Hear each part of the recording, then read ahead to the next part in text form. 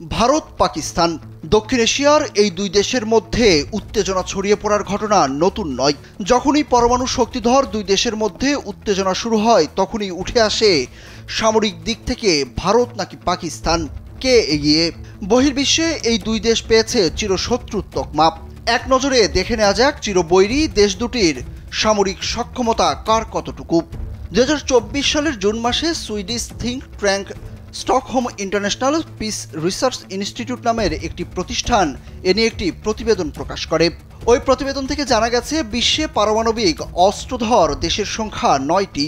এর মধ্যে সবচেয়ে বেশি পারমাণবিক অস্ত্র আছে রাশিয়ার কাছে, দ্বিতীয় অবস্থানে আছে যুক্তরাষ্ট্র। ওয়ালটন আবারও মিলিয়নিয়ার অফারে ওয়ালটন ফ্রিজ কিনে আপনিও হয়ে যেতে পারেন মিলিয়নিয়ার। 500 পারমাণবিক অস্ত্র নিয়ে তৃতীয় অবস্থানে আছে চীন।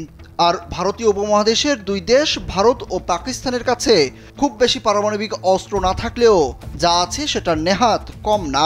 পাকিস্তানের কাছে পারমাণবিক অস্ত্র আছে 170টি, বিপরীতে ভারতের কাছে 172টি।